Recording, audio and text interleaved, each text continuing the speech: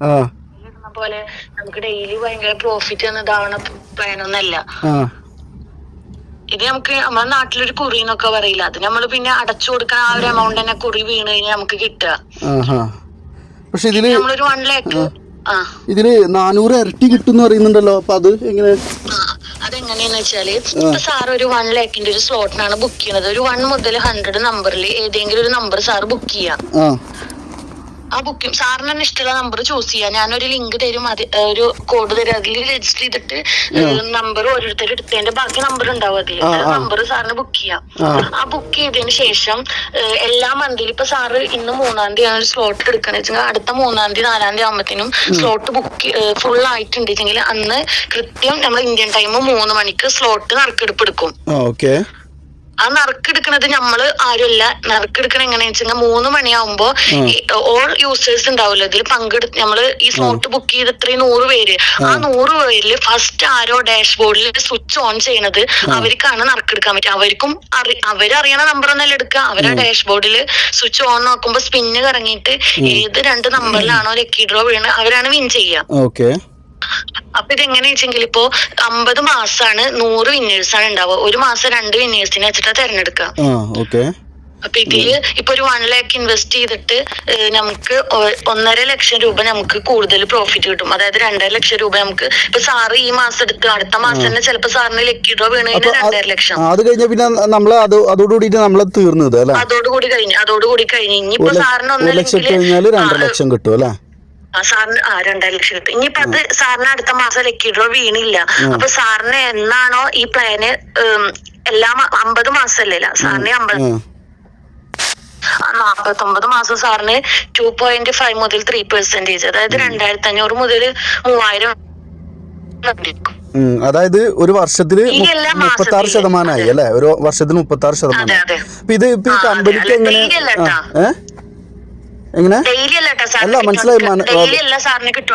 അല്ല ഒരു മാസത്തില് 3% എന്ന് പറഞ്ഞാല് ഒരു വർഷത്തിന് 36% അല്ലേ? 36%. അപ്പൊ ഞാനൊരു കാര്യം ചോദിച്ചോട്ടെ, ഇതിപ്പോ ഈ കമ്പനി എങ്ങനെയാണ് ഇപ്പൊ ഈ ഇരട്ടി പൈസ എങ്ങനെ കൊടുക്കുന്നത്?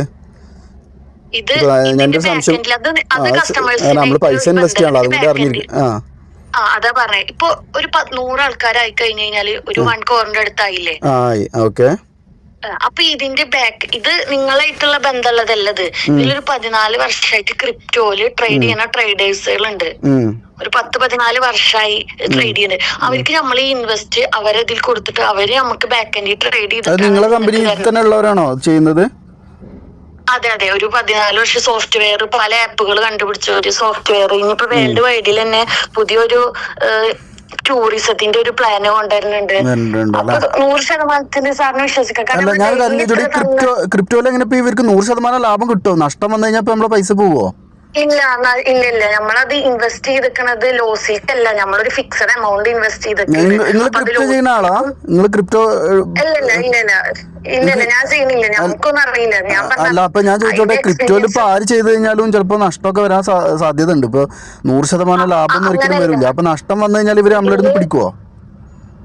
ഇല്ല, നിങ്ങൾക്ക് ഇതുമായിട്ടുള്ള യാതൊരു ബന്ധം വരുന്നില്ല. നമ്മൾ ഈ ഫിക്സഡ് എമൗണ്ട് തരുന്നത് നിങ്ങൾക്ക് ഇതായിട്ട് ബന്ധമില്ല. അത് ഇൻവെസ്റ്റ് ചെയ്തിട്ട് അവർ കൂടുതൽ പ്രോഫിറ്റിനോ കുറവ് പ്രോഫിറ്റിനോ അല്ല ട്രേഡ് ചെയ്യണത്. ആ ഒരു ഫിക്സഡ് അവർക്ക് മന്ത്ലി കിട്ടിക്കൊണ്ടിരിക്കുന്നത്. അപ്പൊ അതാണ്.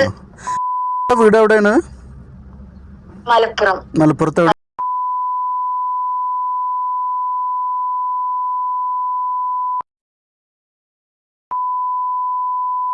മലപ്പുറം ഡിസ്ട്രിക്ട് ആണല്ലേ? പേര് മാത്രമേ കേട്ടിട്ടുള്ളൂ. എന്റെ പേര് സ്വരൂപ് എന്നാണ്. ഞാനിപ്പോ ഉള്ളത് പുറത്താണ്. ഞാൻ ഒരുപാട് കാലമായിട്ട് ഇന്ത്യയിൽ ഇല്ലാത്ത ഒരാളാണ്. ഞാൻ കുറച്ച് കാര്യങ്ങൾ പ്രൊമോട്ട് ചെയ്യാണ് അല്ലേ? പ്രൊമോട്ട് എന്ന് പറഞ്ഞാൽ ഡിജിറ്റൽ മാർക്കറ്റിംഗ് ഡിപ്പാർട്ട്മെന്റ് ആണ് ഇതില്. നിങ്ങള് എറണാകുളത്ത് ജോലി ചെയ്യാണ് അല്ലേ? അല്ല, ഞാന് ഫ്രീലാൻസ് ആണ്. നമ്മളിതിൽ ഡിപ്പാർട്ട്മെന്റിൽ ഞാൻ ഇതിൽ സോഷ്യൽ മീഡിയാസില് വർക്ക് ചെയ്തോണ്ടിരിക്കുന്നത്. ക്യാമ്പയിൻസും കാര്യങ്ങളും. ആണല്ലേ? വീട്ടിലിരുന്നിട്ടാണോ ചെയ്യുന്നത്? അതെ. എന്തെങ്കിലും മീറ്റിംഗ് ഒക്കെ ഉണ്ടാവുമ്പോൾ മാത്രം. ഈ പ്രശോദാണോ നിങ്ങളെ കോണ്ടാക്ട് ചെയ്തത് ഇത് ഈ ജോലിക്ക് വേണ്ടിട്ട്? അതായത് വേറെ ആരെങ്കിലും ഉണ്ടോ? പ്രശോദ് സാറും ഫൈസാസും ഫൈജാസ് സാറും ആണല്ലേ. എൻ്റെ പേര് സ്വരൂപ് എന്നാണ്. ഞാനിങ്ങനെ മണി ചെയിൻ സ്കാമുകൾക്കെതിരെ കേരളത്തിലൊരു മൂവ്മെൻറ്റ് നടത്തുന്ന ആളാണ്. ഒരുപാട് മണി ചെയിൻ സ്കാമുകൾക്കെതിരെയൊക്കെ വർക്ക് ചെയ്യുന്നുണ്ട്. അതേപോലെ ഇത് കൊടുക്കുന്നുണ്ട്, അവയർനെസ് കൊടുക്കുന്നുണ്ട്. അതേപോലെ നിയമപരമായ നടപടികൾ സ്വീകരിക്കുന്നുണ്ട്. ഇങ്ങനെ മണി ചെയിൻ സ്കാമുകളിൽ പെട്ടുപോകുന്ന ഇരകൾക്ക് അവർക്ക് നിയമസഹായം കൊടുക്കുന്നുണ്ട്. അങ്ങനെ ഇതുമായിട്ട് ബന്ധപ്പെട്ടിട്ട് കുറേ കാലമായിട്ട് വർക്ക് ചെയ്യുന്ന ഒരാളാണ് ഞാൻ മാത്രമല്ല, ഞങ്ങളൊരു കൂട്ടായ്മ ഉണ്ട്. അപ്പോൾ അതിൽ വർക്ക് ചെയ്യുന്ന ഒരാളാണ്. അപ്പോൾ നിങ്ങളുടെ ഈ പ്ലാന് ഞാൻ കണ്ടു. ഇത് മണി ചെയിൻ സ്കാമാണെന്ന് ഒരു 100% ബോധ്യം വന്നത് പെട്ടുപോയിട്ടുണ്ട് എന്ന് മനസ്സിലായത് വിളിച്ചത്. ഓക്കെ, ഇനി ഞാൻ കുറച്ച് കാര്യങ്ങൾ പറയാം. ഇവർ ഈ കോയിൻകോ പ്രൈവറ്റ് ലിമിറ്റഡ് LTD എന്ന് പറഞ്ഞിട്ട് ഒരു കമ്പനി ROCയിൽ രജിസ്റ്റർ ചെയ്തിട്ടുണ്ട്. ഓക്കെ, മനസ്സിലായോ? ഒരു കമ്പനി അവിടെ ROCയിൽ രജിസ്റ്റർ ചെയ്തിട്ടുണ്ട്. അവർക്ക് ROC കൊടുത്തിട്ടുള്ള ലൈസൻസ് 2 വർഷം മുൻപ് മാത്രമാണ് ഇവർ അങ്ങനെ ഒരു കമ്പനി രജിസ്റ്റർ ചെയ്തിട്ടുള്ളത്. അവർക്ക് ROC കൊടുത്തിട്ടുള്ള ലൈസൻസ് വെറും പലചരക്ക് കച്ചവടം, ഹോൾസെയിലും റീറ്റെയിലൊക്കെ നടത്താൻ വേണ്ടിയിട്ടുള്ളത് മാത്രമാണ്. ഓക്കെ, 3 പേരാണ് ഇതിൽ ഇതായിട്ടുള്ളത്, ഡയറക്ടേഴ്സായിട്ട്. 2 ഡയറക്ടർമാരും ഒരു മെമ്പറും. അനസ് എന്നും സലീം എന്നും വേറെ ഷബാബ് എന്നും പേരുള്ള 3 പേരാണുള്ളത്. അപ്പോൾ ഇവർക്ക് ഗവൺമെൻറ്റിൻ്റെ കയ്യിൽ നിന്ന് യാതൊരുവിധ അനുമതിയും ആളുകളുടെ കയ്യിൽ നിന്ന് ഇങ്ങനെ പൈസ വാങ്ങിക്കാൻ വേണ്ടിയിട്ടില്ല. Okay, you got it? ഞാൻ പറയുന്നത് മനസ്സിലാവുന്നുണ്ടോ? അപ്പോൾ ഇവർ ഈ ക്രിപ്റ്റോ കറൻസിയിൽ ട്രേഡ് ചെയ്തിട്ട് ലാഭം തിരിച്ചു തരാമെന്ന് പറഞ്ഞിട്ട് ആളുകളുടെ കയ്യിൽ നിന്ന് പൈസ മേടിക്കാൻ വേണ്ടിയിട്ട് ഇവർക്ക് സാധിക്കില്ല. ഒന്നാമത്തെ കാര്യം. രണ്ടാമത്തെ കാര്യം, ഇവർ അവകാശപ്പെടുന്നത് ഇവർ ദുബൈയിൽ കമ്പനി രജിസ്റ്റർ ചെയ്തിട്ട് ആണ് ഈ പൈസ മേടിക്കുന്നത് എന്നാണ്. അങ്ങനെ ഒരു കമ്പനി ദുബൈയിൽ രജിസ്റ്റർ ചെയ്തിട്ടില്ല എന്നാണ് നമ്മുടെ അറിവ്. അങ്ങനെ ഉണ്ടെങ്കിൽ പറയാൻ വേണ്ടിയിട്ട് പ്രശോധനോട് പറഞ്ഞിട്ട് അയാൾ കമ്പനി ഡീറ്റെയിൽസ് തരുന്നില്ല. അപ്പോൾ ഞങ്ങൾ ഉറപ്പിക്കുന്നത് അങ്ങനെ ഒരു കമ്പനി അവിടെ നിലവിലില്ല എന്നാണ്. ഇവർ ചെയ്യാൻ ശ്രമിക്കുന്നത്, നിങ്ങൾക്ക് ട്രേഡിങ് അറിയില്ലല്ലോ അല്ലേ? ട്രേഡ് ചെയ്താൽ ഒരിക്കലും 100% ഒരാൾക്കും ലാഭം വാഗ്ദാനം ചെയ്യാൻ പറ്റില്ല. ഇന്ത്യയിലെ ആർക്കാണ് ഇങ്ങനെ ട്രേഡ് ചെയ്തിട്ട് ലാഭം വിതരണം ചെയ്യാൻ പറ്റുക? നിയമപ്രകാരം ആർക്കാ പറ്റുകയെന്ന്? ഇല്ല, മ്യൂച്വൽ ഫണ്ട് ഹൗസുകൾക്കാണ് ഇന്ത്യയിൽ നിയമപ്രകാരം അങ്ങനെ ആളുകളുടെ കയ്യിൽ നിന്ന് ഇൻവെസ്റ്റ്മെന്റ് സ്വീകരിക്കാൻ കഴിയുക. മ്യൂച്വൽ ഫണ്ട് ഒന്ന് കേട്ടിട്ടുണ്ടോ? മ്യൂച്വൽ ഫണ്ട് ഹൗസുകൾക്കാണ് കഴിയുക നിയമപ്രകാരം. അല്ലാതെ ആര് വാങ്ങിച്ചു കഴിഞ്ഞാലും അത് banning of unregulated deposit scheme act എന്ന് പറയുന്ന ഒരു ആക്ടിൻ്റെ വയലേഷനാണ്, ലംഘനമാണ്. ഇങ്ങനെ പൈസ തിരിച്ചു തരാമെന്ന് വാങ്ങിച്ചു കഴിഞ്ഞാൽ. രണ്ടാമത്തെ കാര്യം, ആക്ച്വൽ ട്രേഡ് നടത്തിയിട്ടാണ് ഇങ്ങനെ പ്രോഫിറ്റ് വിതരണം ചെയ്യുന്നതെങ്കിൽ 100% ആരും ഉറപ്പ് തരില്ല. മ്യൂച്വൽ ഫണ്ട് ഹൗസുകൾ നിങ്ങൾക്ക് 100% ലാഭം തരാമെന്ന് ഒരിക്കലും വാഗ്ദാനം ചെയ്യുന്നില്ല. മാർക്കറ്റ് ക്രാഷ് വന്നു കഴിഞ്ഞാൽ റിട്ടേൺസ് നെഗറ്റീവ് ആയിരിക്കും, അതായത് നമ്മുടെ കൊടുത്ത പൈസയിൽ നിന്ന് പോകും. ഇപ്പോൾ 2 മാസമായിട്ട് ഇന്ത്യയിലെ 1 നിര മ്യൂച്വൽ ഫണ്ടുകൾ പോലും ക്യാപിറ്റൽ തിന്നുകൊണ്ടിരിക്കുകയാണ്. അതായത് ക്യാപിറ്റലിൽ നിന്ന് ആളുകളുടെ പൈസ പോയിക്കൊണ്ടിരിക്കുകയാണ്. ഓക്കെ, അപ്പോൾ ഇവർ ചെയ്യുന്നത് എന്താണ്? ഇവർ ഈ കിട്ടുന്ന പൈസ വെച്ചിട്ട് റൊട്ടേറ്റ് ചെയ്ത് കളിച്ചുകൊണ്ടിരിക്കുകയാണ്. ഓക്കെ, അതായത് ഇവർ ഈ പറയുന്നത് 1 ഇരട്ടി തിരിച്ചു തരാമെന്നല്ല. 1 ലക്ഷം കൊടുത്താൽ 2.5 ലക്ഷം തരാമെന്ന്. അങ്ങനെ ഒരു ട്രേഡ് നടത്തി കഴിഞ്ഞാലും ചെയ്യാൻ പറ്റില്ല. അതുകൂടാതെ 3% ബാക്കിയുള്ളവർക്ക്, അതായത് ഒരു കൊല്ലത്തിൽ 36%. It's A huge amount. Bank പറയുന്നത് വെറും 7%. ഓക്കെ, അപ്പോൾ 100% ഇവർ ഈ പൈസ വെച്ചിട്ട് റൊട്ടേറ്റ് ചെയ്തുകൊണ്ടിരിക്കുകയാണ്. ഓക്കെ, അതിപ്പോ നമ്മള് ട്രേഡിംഗിലാണെങ്കിലും ഒരു ഇൻവെസ്റ്റ് ചെയ്ത് കഴിഞ്ഞാൽ ഡെയിലി നല്ല പ്രോഫിറ്റ് കിട്ടണമെങ്കിൽ ഇപ്പൊ സ്റ്റോക്ക് മാർക്കറ്റിലാണെങ്കിൽ ഒരു 10,000 ഇൻവെസ്റ്റ് ചെയ്ത് ട്രേഡ് അറിയണവർക്ക് ഒരു 500 രൂപ ഒക്കെ കിട്ടുന്നു. 10,000 വെച്ചിട്ട് 500 രൂപ കിട്ടുന്ന ഏത് ട്രേഡറാണുള്ളത്? സ്റ്റോക്ക് മാർക്കറ്റിലൊക്കെ ഞാൻ ഇന്ത്യൻ മാർക്കറ്റിൽ ട്രേഡ് ചെയ്യുന്ന ട്രേഡറാണ് കുറെ കാലമായിട്ട്. 10,000 രൂപ വെച്ചിട്ടൊന്നും ഡെയിലി 500 രൂപ കിട്ടാവുന്ന ഒരു സാധ്യതയില്ല. ചിലപ്പോൾ ലക്കിനൊക്കെ കിട്ടിക്കോളാന്ന്. 10,000 രൂപ വെച്ചിട്ട് ചിലപ്പോൾ നിങ്ങൾക്ക് ഒരു ദിവസം കിട്ടിക്കഴിഞ്ഞാൽ ചിലപ്പോൾ 4 ദിവസമായിരിക്കും നഷ്ടം ഉണ്ടായിരിക്കുക. 10,000 രൂപ വെച്ചിട്ടൊന്നും 500,000 കിട്ടില്ല. ആളുകൾ അങ്ങനെ ട്രേഡ് ഭയങ്കരമായിട്ട്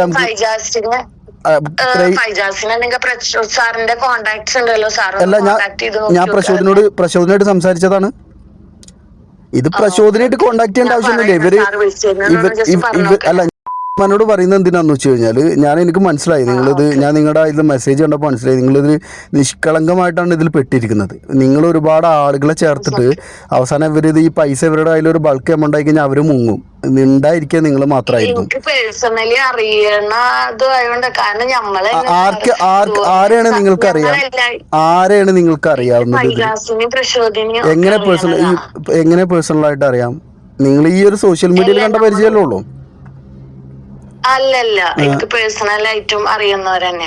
കാരണം എന്താ വെച്ചാൽ ഇപ്പം അതുപോലെ ഞാൻ MBA ചെയ്യണം, അതുപോലെ തന്നെ ഇപ്പൊ സാറ് പറഞ്ഞ പോലെ മണി ചെയിനില് ഇപ്പൊ മോറിസ് കോയിൻ ഇതിലൊക്കെ 7-8 ലക്ഷം രൂപ ഉമ്മടെ പോയത്. അപ്പൊ നമുക്കൊരു ഭയങ്കര ടെൻഷൻ തന്നെയായിരുന്നു. കാരണം ഞാനൊന്നും പ്രൊമോട്ട് ചെയ്യാൻ നിന്നോന്നല്ല, ഇത് എനിക്ക് പേഴ്സണലി അറിയാം. പിന്നെ ഒരു പുതിയൊരു വെറൈറ്റി ബാക്കിയുള്ള പോലെ അല്ലല്ലോ, നമുക്കൊരു വ്യത്യസ്തമായിട്ടുള്ള സംഭവമാണെന്ന് തോന്നി. ഞാനൊരു കാര്യം പറയട്ടെ, ഇന്ത്യയിൽ റെഗുലേറ്റ് അല്ലാത്ത എന്ത് സാധനം നിങ്ങൾ ആളുകളെ കൊണ്ട് ഇൻവെസ്റ്റ് ചെയ്യിപ്പിച്ചു കഴിഞ്ഞാലും അത് ബാനിങ് ഓഫ് അൺറെഗുലേറ്റഡ് ഡെപ്പോസിറ്റ് സ്കീമിൻ്റെ വയലേഷനാണ്. ഇപ്പോൾ ഒരാൾ ശരിക്കും ട്രേഡ് ചെയ്യുകയാണെന്ന് വിചാരിക്കുക നമ്മൾ. ഇപ്പോൾ അയാൾ പറയുകയാണ് എനിക്ക് ട്രേഡ് ചെയ്ത് കിട്ടുന്നതിൻ്റെ ഇത് നിങ്ങൾക്ക് തരാം, ലാഭമാണെങ്കിൽ നിങ്ങൾക്ക് തരാം, നഷ്ടമാണെങ്കിൽ തരാം എന്ന് പറയാം. അത് ചിലപ്പോൾ ജെന്യൂൻ ആയിരിക്കും ഒരാൾ. പക്ഷെ അയാൾ പോലും പൈസ മേടിച്ചു കഴിഞ്ഞാൽ അത് ഈ ഒരു ആക്ടിൻ്റെ വയലേഷനാണ്. കാരണം ഇന്ത്യയിൽ റെഗുലേറ്റിംഗ് അതോറിറ്റികളുടെ റെഗുലേറ്റിംഗ് ഇല്ലാത്ത ഒന്നും തന്നെ ഇന്ത്യയിൽ അനുവദനീയമല്ല. ആ സമയത്താണ് ഇവർ 1 ലക്ഷം രൂപ മേടിച്ചിട്ട് 2.5 ലക്ഷം രൂപയുടെ സ്വർണ്ണത്തിന് വൗച്ചർ തരാമെന്ന് പറയുന്നത്. ഇത് കേട്ട് കഴിഞ്ഞാൽ തന്നെ ഈ ട്രേഡിങ്ങിലൊക്കെ പരിചയമുള്ളവർക്ക് മനസ്സിലാവും ഇത് തട്ടിപ്പാണ് എന്നുള്ളത്.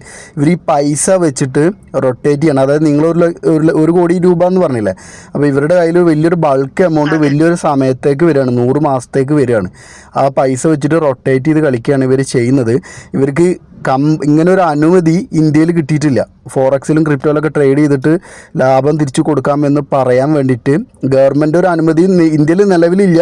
ഇവർ ഈ private limited Coinco private limited LTD എന്ന് പറയുന്നതിന് നമുക്ക് ദുബൈയിൽ രജിസ്റ്റർ ചെയ്തിട്ട് അടുത്ത മാസം ഉദ്ഘാടനത്തിന്റെ ഒരു ഇതിലാണ് ഇപ്പൊ അപ്പോ ഇതാക്കിയിട്ടില്ല. എന്താക്കിയിട്ടില്ല? ദുബൈയിൽ രജിസ്ട്രേഷൻ ഇതുവരെ നടന്നിട്ടില്ല. അല്ല, രജിസ്റ്റർ കഴിഞ്ഞതാണ്. അതിന്റെ അവിടെ ഇനി ഇവിടുന്ന് കുറച്ച് ഡിജിറ്റൽ ടീമിനും വെച്ച് ബാക്കി ഇപ്പോ ദുബൈക്ക് ആക്കാൻ വേണ്ടി രജിസ്ട്രേഷൻ കഴിഞ്ഞിട്ടില്ല എന്നാണ് എൻ്റെ ഒരു അറിവ്. രജിസ്ട്രേഷൻ എന്നിട്ട് എന്തുകൊണ്ട് പ്രശോദ് കമ്പനി രജിസ്ട്രേഷൻ ഡീറ്റെയിൽസ് തരുന്നില്ല? വേറെ കാര്യം പറയട്ടെ, ഇനി ഞാൻ രജിസ്റ്റർ ചെയ്തിട്ടുണ്ട് എന്ന് കൂട്ടിക്കോളൂ. ഇപ്പോൾ വേറൊരു കൺട്രിയിൽ ഇത് രജിസ്റ്റർ ചെയ്യാന്ന് പറഞ്ഞു കഴിഞ്ഞാൽ ഇത്ര ബുദ്ധിമുട്ടുള്ള കാര്യമില്ല. UK രജിസ്റ്റർ ചെയ്യാൻ വേണ്ടിയിട്ട് 3500 രൂപ മാത്രം മതി. പക്ഷെ അങ്ങനെ ആയാൽ പോലും ഇന്ത്യയിൽ പൈസ പിരിച്ചെടുക്കാൻ വേണ്ടിയിട്ട് അവർക്ക് സാധിക്കില്ല. ഇന്ത്യയിൽ പൈസ പിരിച്ചെടുക്കണമെങ്കിൽ ഇന്ത്യയിൽ റെഗുലേറ്റിംഗ് അതോറിറ്റികളുടെ അനുമതി വേണം, RBIയുടെ അനുമതി വേണം, സെബിയുടെ അനുമതി വേണം, അല്ലെങ്കിൽ ROCയുടെ അനുമതി വേണം. ഇങ്ങനെയുള്ള ഇന്ത്യയിൽ റെഗുലേറ്റിംഗ് ബോഡികളുടെ അനുമതി ഉണ്ടെങ്കിൽ ഇന്ത്യയിൽ പൈസ പിരിച്ചെടുക്കാൻ വേണ്ടി സാധിക്കുള്ളൂ. അല്ലാത്ത പക്ഷം ക്രിമിനൽ ഒഫൻസാണ്. നിങ്ങൾ ഈ ഒരു ഇങ്ങനെ മണി ചെയിൻ ഇതിന് വേണ്ടിയിട്ട് ടീമിന് വേണ്ടിയിട്ട് പ്രൊമോട്ട് ചെയ്തിട്ട് ആളുകളെ എത്തിച്ചു കൊടുക്കുന്നത് ഇതൊരു ക്രിമിനൽ ഒഫൻസാണ്, കുറ്റകൃത്യമാണ്. അറിയില്ലെങ്കിൽ പറയാം എന്ന് കരുതിയിട്ടാണ്. നിങ്ങളെ പോലുള്ള ഇതേപോലെ ഇപ്പോൾ SELLAR-FXലും ഒരുപാട് എങ്ങനെ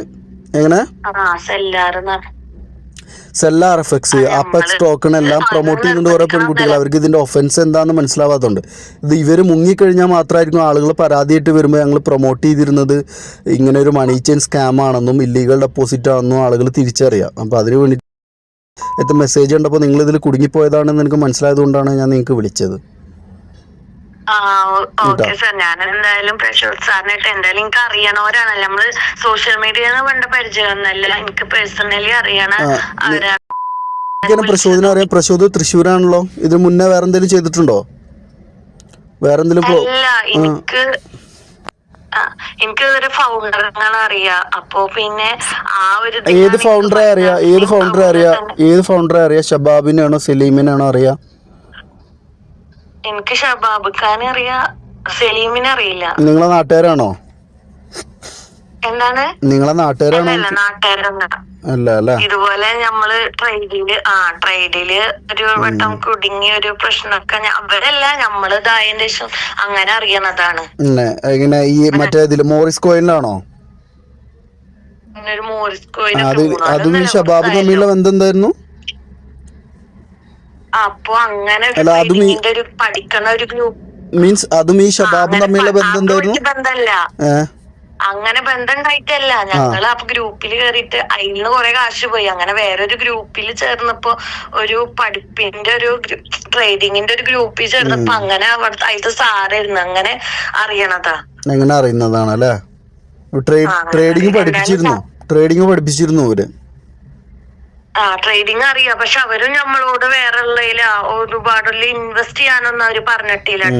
അങ്ങനെ പറയുമ്പോ അത് നിയമത്തിന്റെ ലംഘനാണ് നിങ്ങളോട് അങ്ങനെ ആവശ്യപ്പെടുമ്പോ. കാരണം ഈ ക്രിപ്റ്റോ ഫോറക്സ് എന്നൊക്കെ എങ്ങനെ അതൊന്നും പറഞ്ഞിട്ടൊന്നുമില്ല. അല്ല ഇപ്പൊ അവര് പറയുന്നുണ്ടല്ലോ ഇതിൽ ഇൻവെസ്റ്റ് ചെയ്യാൻ വേണ്ടിട്ട്, അത് നിയമങ്ങളുടെ ലംഘനാണ്. അങ്ങനെ ആവശ്യപ്പെടാൻ പാടില്ല. അതല്ലേ നമുക്ക് ഓരോരുത്തരും ഇപ്പൊ ഒരു 18 വയസ്സായ ആൾക്കാരല്ലേ നമുക്ക് ചേരാൻ പറ്റുക. അങ്ങനെയല്ല ഇത് illegal deposit it is A criminal activity, it is A offence. ഇതൊരു കുറ്റകൃത്യമാണ്. ഇപ്പോൾ നിങ്ങൾ ഒരു കട തുറന്നു വെച്ചിട്ട് നിങ്ങൾ ഇരിക്കുകയാണ്, ഒരു ബാങ്ക് എന്ന പേര് വെച്ചിട്ട് ആളുകളോട് പൈസ കൊണ്ടുവന്ന് തരാൻ പറയുകയാണെങ്കിൽ അത് എങ്ങനെയാണ്? അത് ക്രിമിനൽ ആക്ടിവിറ്റിയാണ്. കാരണം നിങ്ങൾ ബാങ്കിനെ RBIനെ ഹൈജാക്ക് ചെയ്യാണ്, ഇന്ത്യയിലെ റെഗുലേറ്റിംഗ് ബോഡികളുടെ നിയമങ്ങളെല്ലാം വയലേറ്റ് ചെയ്യാണ്. അപ്പോൾ അങ്ങനെയുള്ളൊരു സംഭവമാണിത്. ഇത് അങ്ങനെയല്ലല്ലോ. അതിപ്പോൾ നമ്മൾ കഞ്ചാവ് വിൽക്കാനിരിക്കുകയാണ്, എന്നിട്ട് പോലീസ് വന്ന് വരുമ്പോൾ നമ്മൾ പറയാണ് ആവശ്യമുള്ളവർ മേടിച്ചാൽ മതിയല്ലോ എന്ന് പറയുന്നത് പോലെയാണ്. അത് ഇല്ലീഗൽ ഡെപ്പോസിറ്റ് ഒരു ഇന്ത്യ പോലത്തെ ഒരു നിയമപ്രകാരം വ്യവസ്ഥാപിതമായ ഒരു രാജ്യത്ത് ചെയ്തു കഴിഞ്ഞാൽ അത് ക്രിമിനൽ ഒഫൻസാണ്. ആവശ്യമുള്ളവർ ചെയ്താൽ മതിയല്ലോ എന്ന് പറഞ്ഞിട്ട് കാര്യമില്ല. കാരണം ഇപ്പോൾ എത്രയോ തട്ടിപ്പുകൾ നടക്കുന്നുണ്ട്.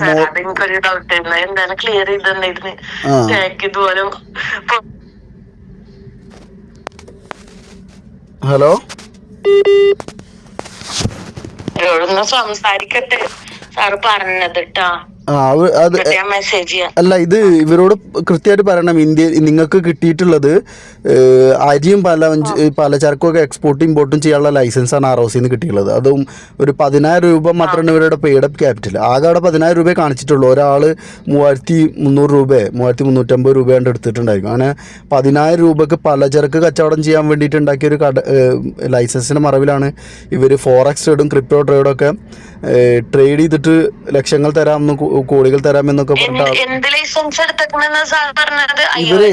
ഇവരെ ആക്ടിവിറ്റി 51 ആണ് ഇവർക്ക് കിട്ടിയുള്ള ലൈസൻസ് ROCയിൽ നിന്ന്. ROC എന്ന് പറഞ്ഞാൽ രജിസ്ട്രാർ ഓഫ് കമ്പനി എന്ന് പറയും. ആക്ടിവിറ്റി 51 ആണ് ഇവർക്ക് കിട്ടിയത്. അത് വെച്ച് ചെയ്യാൻ പറ്റുന്നത് മോട്ടോറുകളുടെ കച്ചവടം നടത്താൻ പാടില്ല. അല്ലാതെ ഇവർക്ക് അരി, പച്ചക്കറി, തക്കാളി, തേങ്ങ, മാങ്ങ ഒക്കെ ഹോൾസെയിലായിട്ടും കമ്മീഷൻ ബേസിലും കച്ചവടം ചെയ്യാം. അങ്ങനെ ഒരു ട്രേഡിംഗ് ലൈസൻസിൻ്റെ മറവിലാണ് ഇവർ അവിടെ ഫോറക്സും ക്രിപ്റ്റോ ഒക്കെ പഠിപ്പിച്ചു കൊടുക്കാതിരിക്കുന്നതും. അതിൻ്റെ മറവിലാണ് നിലവിൽ. കാരണം ഇവർ ദുബായിലെ ലൈസൻസ് ഇവർ ചോദിച്ചിട്ട് തരുന്നില്ല. ദുബായിലും അങ്ങനെ ഫോറക്സിലും ക്രിപ്റ്റോയിലൊക്കെ ട്രേഡ് ചെയ്തിട്ട് പൈസ തരാമെന്ന് പറഞ്ഞിട്ടൊരു ലൈസൻസ് കൊടുക്കുന്നില്ല എന്നാണ് നമ്മുടെ ഒരു അറിവ്. കാരണം നമ്മുടെ നാട്ടിലേക്കാളും സ്ട്രിക്റ്റ് ആണ് അവിടെ ഉള്ളത്. അപ്പോൾ അങ്ങനെ ചോദിച്ചിട്ട് ഇവർ തരുന്നില്ല. ഈ പ്രശോധനോട് തന്നെ ഞാൻ ചോദിച്ചാണ് നിങ്ങൾ അങ്ങനെ ഒരു ലൈസൻസ് ഞങ്ങൾക്ക് തരുമെന്ന്. അങ്ങനെ തന്നാൽ പോലും അവരവിടെ ഒരു കമ്പനി രജിസ്റ്റർ ചെയ്തു. ഇങ്ങനെ കിട്ടില്ലെങ്കിൽ അവർ പറ്റിക്കാൻ വേണ്ടിയിട്ട് എന്തെങ്കിലും ഒരു പേര് മതിയല്ലോ. എന്നാൽ പോലും ഇന്ത്യയിൽ പൈസ സ്വീകരിക്കാൻ കഴിയില്ല. കാരണം നിങ്ങൾ പൈസ പോയി കഴിഞ്ഞാൽ ആരോട് പോയി ചോദിക്കും? നിങ്ങളെല്ലാവരും കൂടെ വിമാനം എടുത്തിട്ട് UAEക്ക് വരുമോ ഞങ്ങളെ പൈസ പോയി എന്ന് പറയാൻ വേണ്ടിയിട്ട്? അപ്പോൾ അങ്ങനെയുള്ളതൊക്കെ 100% തട്ടിപ്പായിരിക്കും. ഇവരൊരു വലിയ ബൾക്ക് എമൗണ്ട് കളക്ട് ചെയ്യാൻ വേണ്ടിയിട്ട് ശ്രമിച്ചുകൊണ്ടിരിക്കുകയാണ്. എന്നിട്ട് ഈ ഒരു പൈസ വെച്ചിട്ട് തന്നെ ഞാൻ കാര്യം നിങ്ങളുടെ സംസാരം കേട്ടിട്ട് വളരെ ശുദ്ധ മനസ്സാണെന്ന് തോന്നുന്നുണ്ട്. എന്തായാലും ഞാൻ നിങ്ങളുടെ ആയിക്കോട്ടെ ഇങ്ങനെയുള്ള ആക്ടിവിറ്റീസ് നിൽക്കുന്നത് ഞാൻ നിങ്ങളുടെ ഈ വോയിസ് ഞാൻ യൂട്യൂബിൽ പ്ലേ ചെയ്യും. കാരണം ഇങ്ങനെ തട്ടിപ്പിൽ പെടുന്നവർക്ക് ഒരു മുന്നറിയിപ്പാവട്ടെ. അതൊക്കെ ഇങ്ങനെയുള്ള നിഷ്കളങ്കരാണ്. ചെയ്യണതല്ലേ, ഞാൻ ഒരിക്കലും തട്ടിപ്പില് വെട്ടാന്നല്ല. ഞാനിവരെ അറിഞ്ഞിട്ടും എനിക്ക് അറിയണതുകൊണ്ടല്ലേ ഞാൻ ചെയ്തത്. പ്രശ്നങ്ങളൊന്നുമില്ല. അവര് നമ്മളോട് ചോദിച്ചിട്ടല്ലല്ലോ ഇങ്ങനെയുള്ള ആളുകളെ ഇങ്ങനെയുള്ള കെണിയിൽ പെടുത്തുന്നത്. അപ്പൊ ഇങ്ങനെ ഒന്നും അറിയാത്തവരാണ് ഇതിൽ തട്ടിപ്പിൽ പെട്ടുപോകുന്നത്. ഞാൻ കെണിയില് പെട്ടിട്ടൊന്നുമില്ല.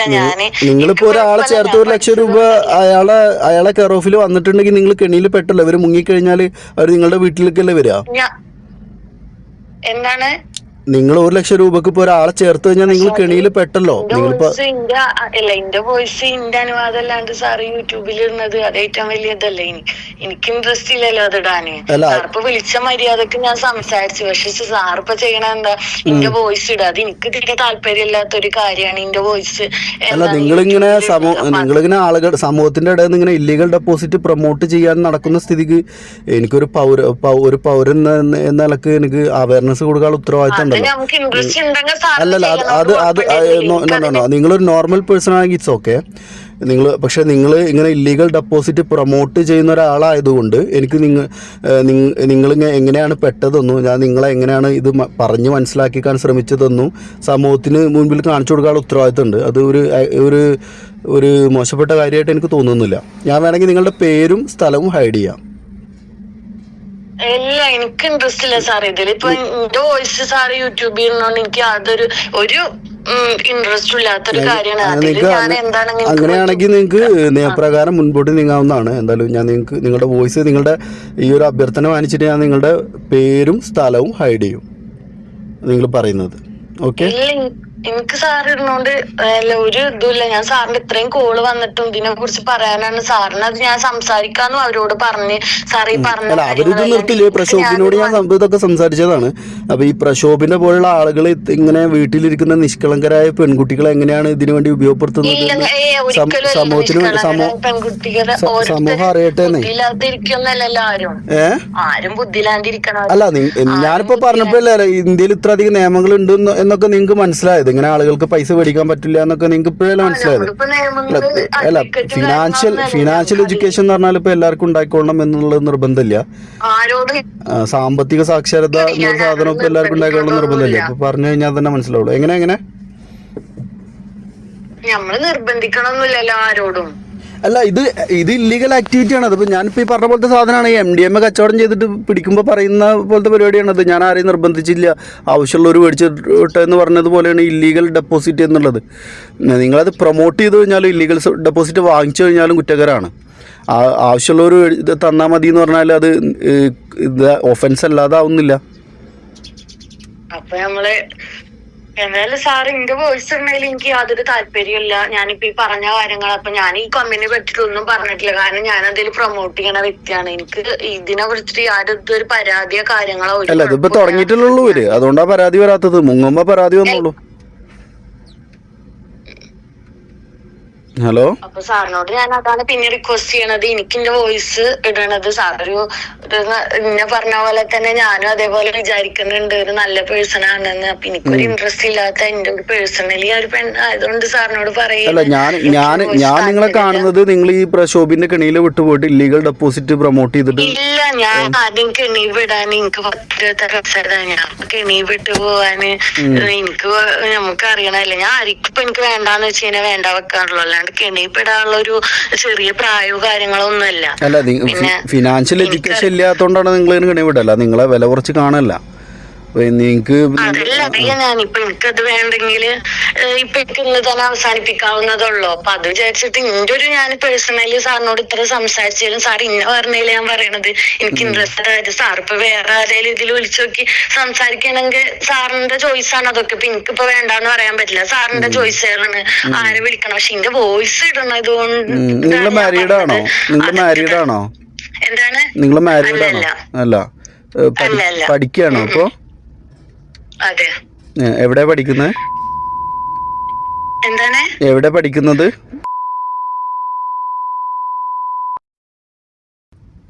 എന്താണ്? MBA ആണോ പഠിക്കുന്നത്? അതെ അതെ അതെ, MBA ആണോ പഠിക്കുന്നത് അല്ലേ? ഞാൻ സാറിനോട് പിന്നെ റിക്വസ്റ്റ് ചെയ്യണ സാർ അത് കേൾക്കുമെന്ന് വിചാരിക്കണ. ഓക്കെ, ഞാൻ അവരോട് സംസാരിക്കാൻ എന്താണ് സാർ വിളിച്ചിരുന്നു ബാക്കിയുള്ള കാര്യങ്ങൾ. എന്റെ ചാനലിന്റെ പേര് എന്റെ പേര് സ്വരൂപ് എന്നാണ്.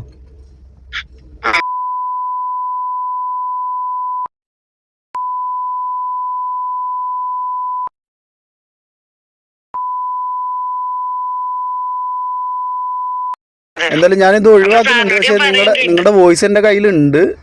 പക്ഷെ നിങ്ങളുടെ ആക്ടിവിറ്റി കൂടി ഞാൻ ഹൈ റിച്ച് സ്കാം എന്നൊക്കെ കേട്ടിട്ടില്ലേ? ഹൈ റിച്ച് മറ്റേ എന്തൊരു പ്രൊഡക്റ്റ് അങ്ങനെ എന്തോ ഹൈ റിച്ച് സ്കാം ഒക്കെ ഇപ്പൊ അതിന് ഓണർ ജയിലിലാണ് കിടക്കുന്നത്. അതിന്റെ പിന്നിലൊക്കെ നമ്മളുടെ പ്രവർത്തനങ്ങളാണ്. ഞങ്ങളുടെ ടീമിന്റെ തന്നെ പ്രവർത്തനമാണ്. ഞാൻ അവരോട് സംസാരിക്കാം സാർ, എനിക്ക് ഈ ഒരു കാര്യങ്ങളൊക്കെ പറഞ്ഞത് അവരോട് ഷെയർ ചെയ്യാ, സംസാരിക്കുക. ഞാൻ ഇന്റെ വോയിസിനെ കുറിച്ച് ഞാനെന്നാലും യൂട്യൂബിൽ ഇടുന്നില്ല സാറിന്റെ എന്താണ്. അതെ, ഓക്കെ. പക്ഷെ ഇങ്ങനെയുള്ള കെണി ഇങ്ങനെയുള്ള ഇല്ലീഗൽ ഡെപ്പോസിറ്റുകൾ മുങ്ങിക്കഴിഞ്ഞാൽ നിങ്ങൾ ചേർത്തവർ മാത്രമേ ഉണ്ടാവുള്ളൂ. ഞാനിപ്പോൾ ഇങ്ങനത്തെ എത്രയോ കേസുകൾ കാണുന്നുണ്ട്. നമ്മളിതുമായിട്ട് ബന്ധപ്പെട്ടിട്ട് ഒരുപാട് കാലമായിട്ട് വർക്ക് ചെയ്യുന്നുണ്ട്. ഇപ്പോൾ ഒരു 2 മന്ത് മുമ്പ് വരെ എങ്ങനെ ഇപ്പോൾ നിങ്ങളുടെ ഇതേ സ്ട്രാറ്റജിയിലൊരു കമ്പനി തൃശ്ശൂരിൽ നിന്ന് മുങ്ങിയിട്ടുണ്ട്. 150 കോടിയോളം രൂപയാണ് ആളുകളുടെ പോയത്. കുടുങ്ങിയത് ആരാണ്? പ്രൊമോട്ട് ചെയ്ത ആളുകളാണ് പെട്ടുപോയത്. അവർ UAE മുങ്ങി. ഇതിൻ്റെ ഓണേഴ്സ് ഒരു ഭാര്യയും ഭർത്താവും ഉണ്ടായിരുന്നു. അപ്പം ഇങ്ങനെയുള്ള കെണികളിൽ ദയവ് ഇത് പെടാതിരിക്കുക. നിങ്ങൾ സ്വന്തമായിട്ട് ട്രേഡ് ചെയ്യാൻ പഠിക്കുക, അല്ലെങ്കിൽ ഇന്ത്യൻ മാർക്കറ്റിലോ മ്യൂച്വൽ ഫണ്ടുകളിലോ ഒക്കെ ഇൻവെസ്റ്റ് ചെയ്യുക. അങ്ങനെ ഇരുട്ടി വെളുക്കുമ്പോൾ പൈസക്കാരാവുന്ന ഒരു മാജിക്കും ഓക്കെ.